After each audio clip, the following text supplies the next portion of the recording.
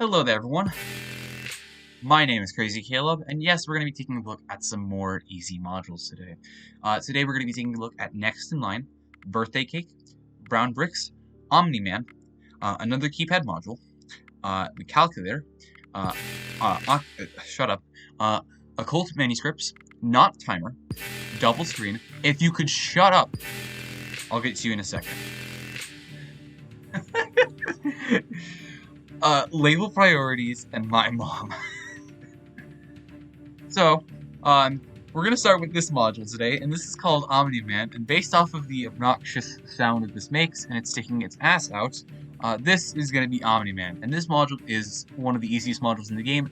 However, it is one of my least favorite because it does not deserve to exist whatsoever. So, the manual is quite simple. It's literally 4 lines. Select when but sometimes while module is not being looked, this is going to give me a headache. If select when no but, no strike, but is life. So you could hypothetically click this whenever you want to, and it won't give you a strike. There's no way to strike on this, but you have to click it out when the but is out for some reason. So I'm going to wait for it to come back out. There we go. And you can pretty much just spam click it once it's on there. Obviously, as you can see, his bun is out. I don't care. That's the entire module right there. Kill me. Okay. Alright. Anyways, let's get on to some more serious modules today. Let's go. So now, let's start off with Next in Line. Now, Next in Line is a really cool, simple concept, if I can find it right here. So, if we take a look at Next in Line, this is going to be we have a wire here and a number at the top as well as a button down below. And what our goal is similar to wire sequence, where you're essentially going to be trying to figure out if you're going to be cutting this wire specifically. And what we're going to do is we're going to be always cutting the first wire, because we're always going to be, it always says to begin, cut the first wire. And what we need to note down is we need to note down the color that we previously cut, as well as the iteration, which is going to be noted down by the number here. So let's cut our first wire. And then what we're going to do is we're going to be pressing the button to get to the next stage. And now a new wire color will show up.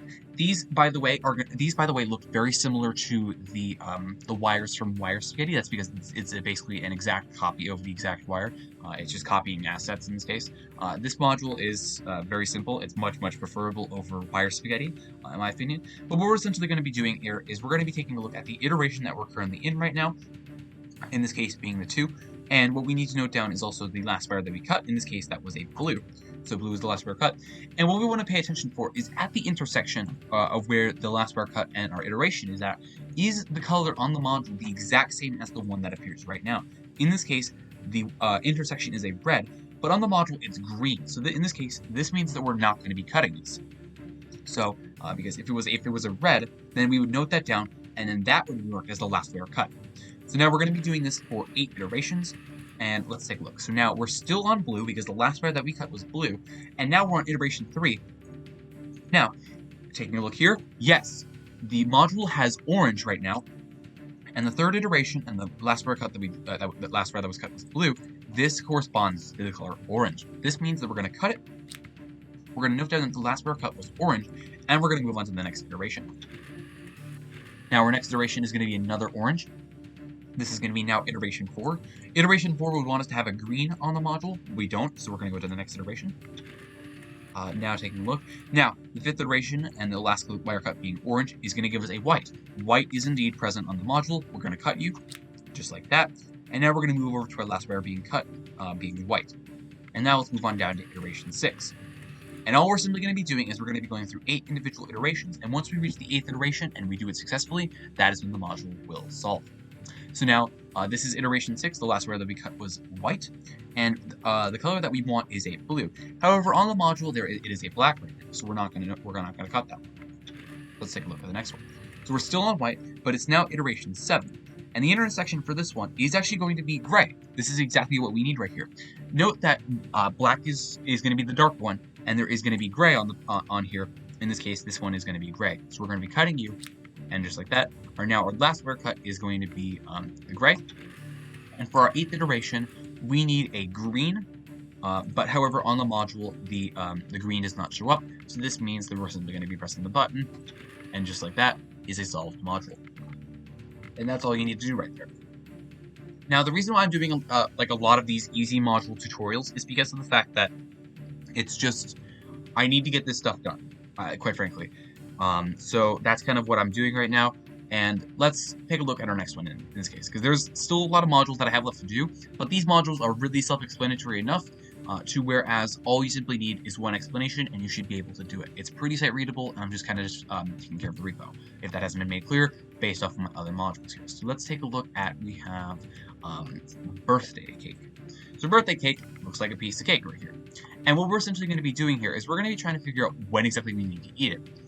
In this case, on the module is a slice of cake and X amount of candles, X being my age. The candles will be one of 8 colors, and obtaining the candle, and we're going to obtain candle values based off of their colors in the list below. Black is worth 0, red is worth 1, green is worth 2, etc., etc., etc. And what we're essentially going to be doing here is we're going to be adding up the total of all of these values of the candles here.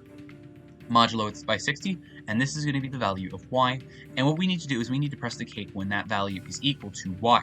So, let's do that. So let's pop out our handy dandy calculator here, and let's take a look. So now we have red is worth 1, so 1 plus yellow is worth 6, blue is worth 3, red is worth 1, black is worth 0, we don't add anything, green is worth 2, blue is worth 3, cyan is worth 5, green is worth 2, red is worth 1, black is worth 0, magenta is worth a 4, blue is worth a 3, white is worth a 7, red is worth a 1, and then yellow is worth a 6. And now, we're going to modulo this by 60. In this case, it is not above 60. So in this case, for those of you who don't know how modulo works, modulo is if you happen to have a 66, for example, or perhaps a 76, what we would do is we would be subtracting 60 from this number until it is lower than 60, until it is lower than the number that you modulo by. So that would result in a 16 in this case. You'd simply be just subtracting 60 from 76, and then you get 16. However, in this case, it is not lower than 6. It is not above 60, so we don't have to worry about modulating this. And what we need to do is we need to press it when the last 2 digits of the timer equal up to be 51. So we're gonna have to wait a while, and we're gonna head on over to another module. But remember, we need to press this birthday cake when the last 2 digits of the number display 51 in this case. So let's take a look at some other modules here. So now let's start off by taking a look at the calculator. Now, the calculator is actually a pretty funny module here. This was made by Fartlicker777, or also known as Def. And what we need to do is we need to simply solve this module. But how do we do this? We can click solve, we can input random funny numbers here, and we actually don't even have the ability to strike. We don't even have to really worry about striking, because we've been granted the power of the calculator. Now, this module was made specifically to essentially just do stuff on a bomb. For those of you who need a little help with mental math, this is exactly what this was made for. So, let me pause on this real quick. Let me eat the birthday cake at 51 here. And just like that is a solved module. That's all you simply need to do. Add up the values of the candles, and you're good to go. Now, for the calculator was simply made to just do random stuff. You can add, you can obviously do the digital root, which in this case is 6. You can do square root, you can do x, y, z as variables, percentage, exponents, and it's really quite nice, especially on bombs with some solos that might be a little bit trickier to keep track of, but this definitely makes it a very solo friendly. But how exactly do you solve it? Because this isn't solving it for some reason. Like you don't have to worry about striking on it either. There's no way to strike on it.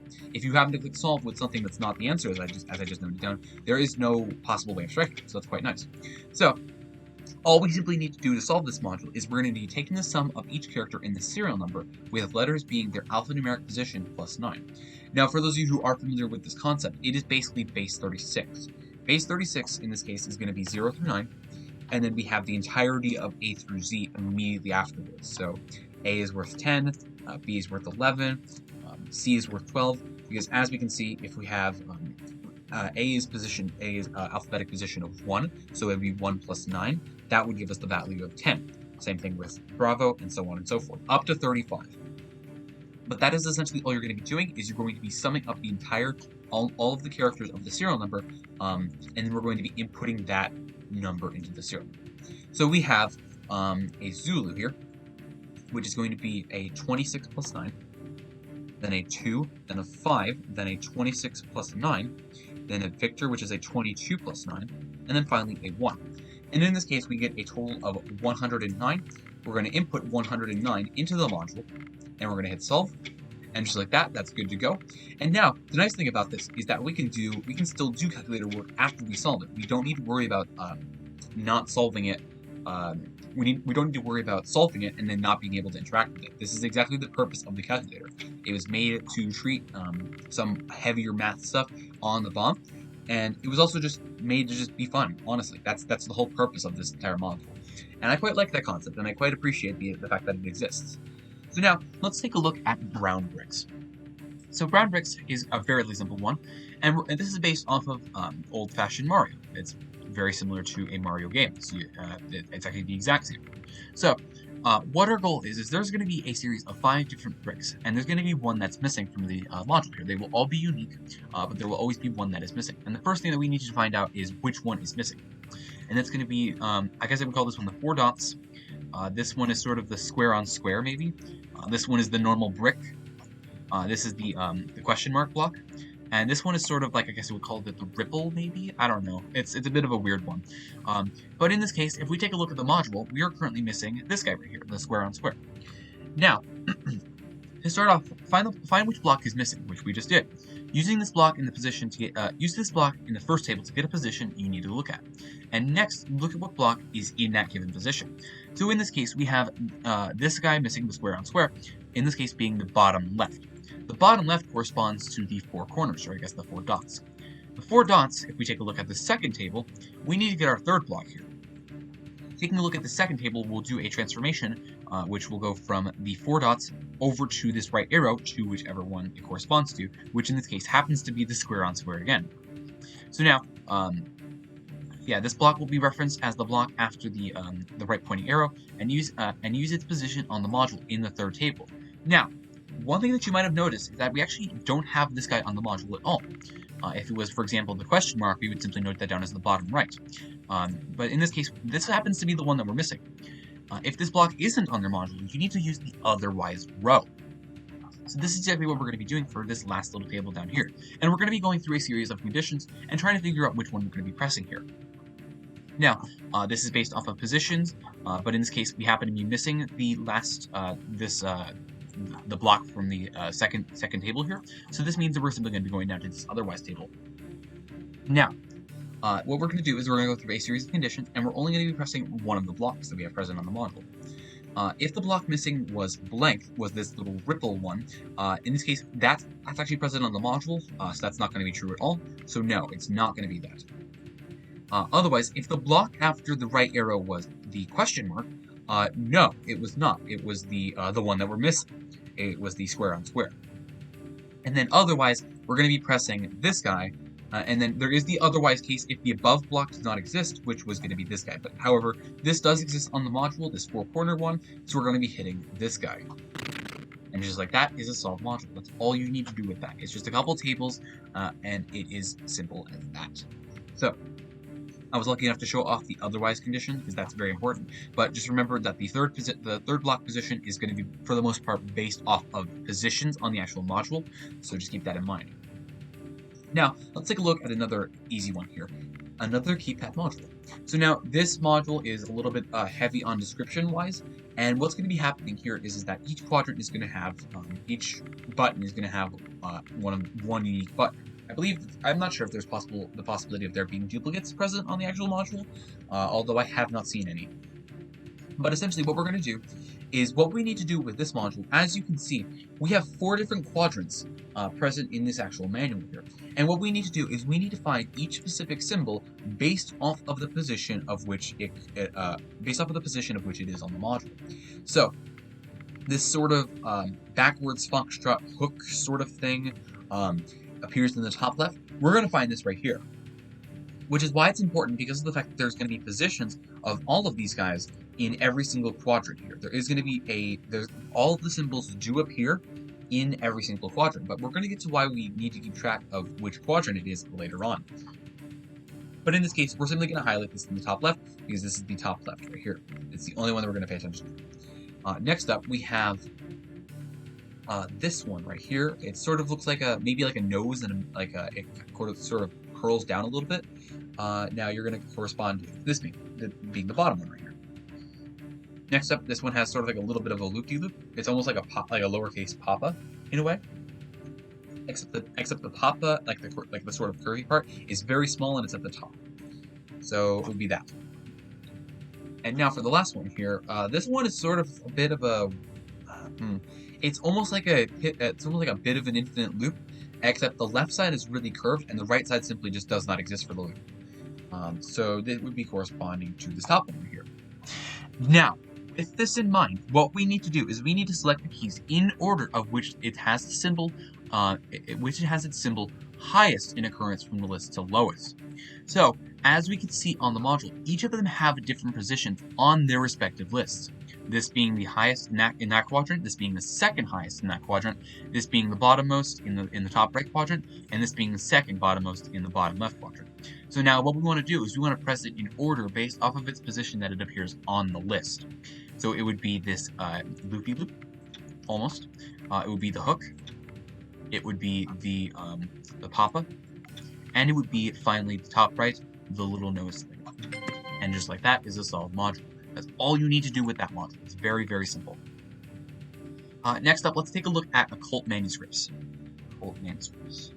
Now, this one is a little bit trickier to describe. It's a lot of describing symbols. Trust me, there's a lot with this game that I'm starting to figure out is describing stuff. However, it's quite simple. So what we need to do is there's going to be 3 key glyphs that appear in unique columns and unique rows. That's going to be true for both of them. We need to figure out which one. We need to figure out which 3 appear in the actual grid that is that we choose here, and we also need to figure out which column and row is missing, and we're going to be selecting that position. So let's get right into this. So the 3 key glyphs are going to be found in the nth 4x4 subgrid of the table in reading order, where n is the last digit of the serial number and the top left grid is the first. So let's take a look. So currently our top left is going to be a 1, so it is going to be the first right here. So we're going to be taking a look at this quadrant right here. And then if there happened to be a 0, it would be the number of batteries modulo 9, and we're going to designate the top left subgrid as 0 instead. So that's the way that works. Okay, so now let's take a look. So in this little grid, there's going to be 3 symbols that are going to be present within this grid here. And what we need to do is we need to figure out which 3 of those are, and we need to figure out which position, in this case column and row, are going to be missing. It will always be 3 unique rows and 3 unique columns that will be present for each of the symbols. We need to find that intersection that is not used by any of them. So let's figure that out. So we do have a 4 right here. We do have this little 4 sickle, I guess, a bit of a way of putting it. And in this case, it's going to be in the top left. Now, what this already means is that these guys are not going to appear. In this case, it would be in the exact same row or in the exact same column if they were to appear. This means that we're simply going to be ruling it down to this little 3x3 box here. Now, let's take a look for some other symbols. Yes, here we go. Here's one. So we have this symbol right over here. Note that it doesn't have to be in the exact same position on the module as it does in the manual. As we can see, it's 1 to the right over to where it is in the actual manual. And now, with this in mind, we're going to be crossing out these guys here. Now, it's going to be one of these 4 symbols that we're going to have on the module, which means that we're going to get our last intersection in just a quick moment. So now, which one do we have? And in this case, it's going to be this little squiggly line, and that little smile down at the bottom. That's going to be our last one here. Let's mark these guys in red. And now, the position of which we're going to select on the module is going to be Bravo 4. Because of the fact that none of these guys share a row or a column, none of these guys happen to have the same row or column as this position. So we're going to be selecting this position here.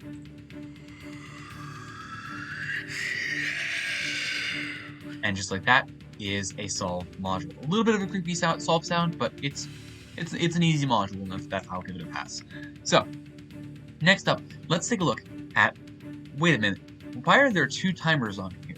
That's because we're taking a look at not timer.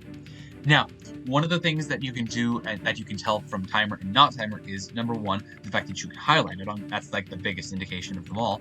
But also because of the fact that the strike indicator, or this little strike, not the strike indicator, but the this little sound speaker is on the left side. That's the way that you're going to be able to tell it, pretty much, just from sight, not from highlighting.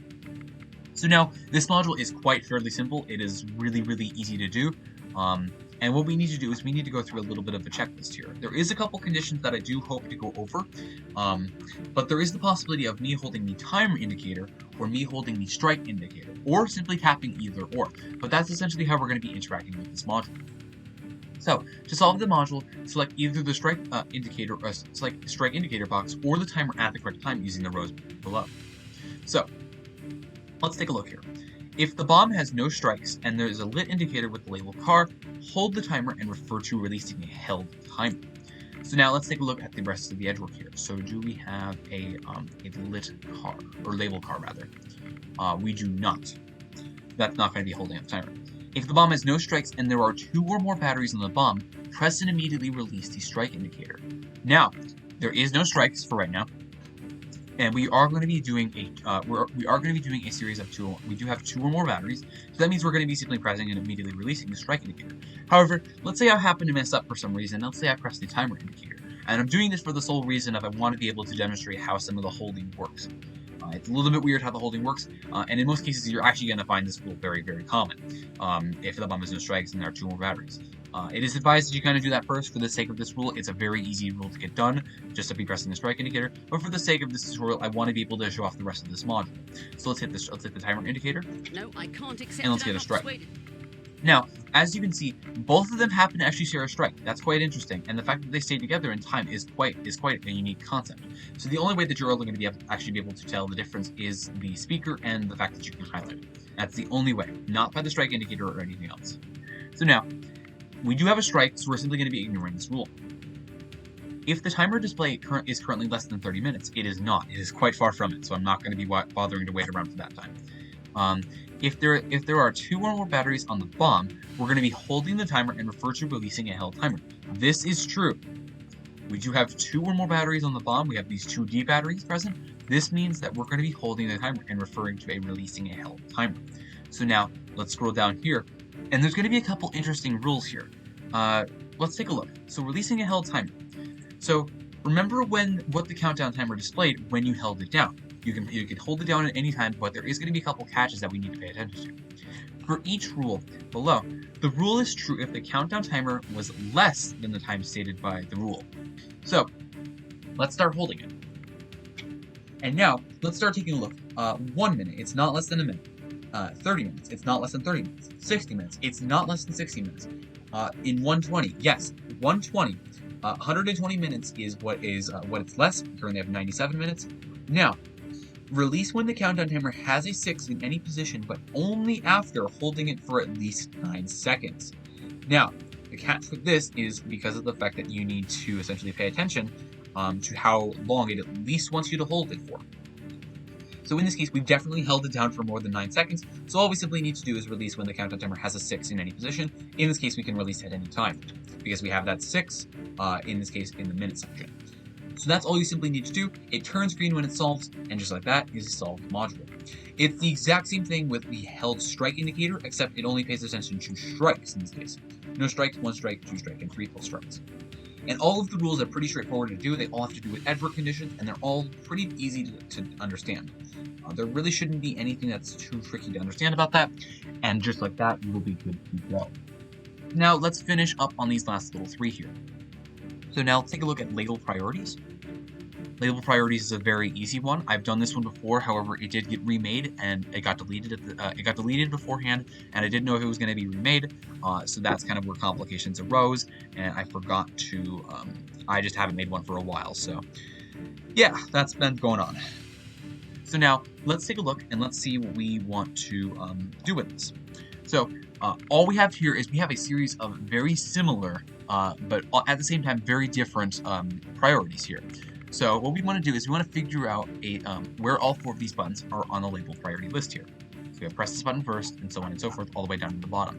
It is very particular about the way that that you have to type this stuff in, so just keep that in mind.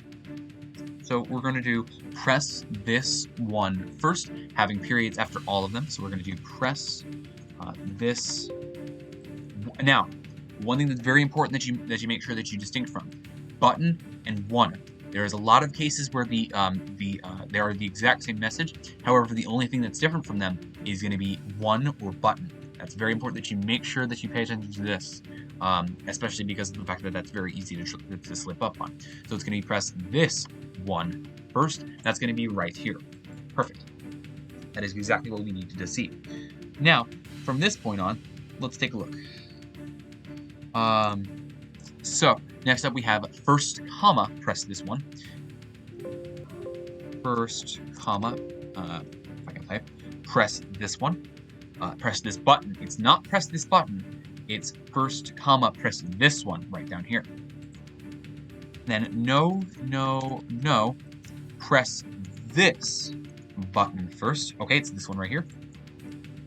And then finally, always press this button first. Okay, and now with this in mind, we have all of our positions highlighted on the table here. And what we're going to essentially do is we're going to be pressing the 3 highest priorities in order from the highest priority to the second lowest. Do not press the one with the lowest priority. Doing so will give you a strike, and it will reset the entire module. So we're going to always press this button first. Then we're going to do no, and then we're going to do press this one first.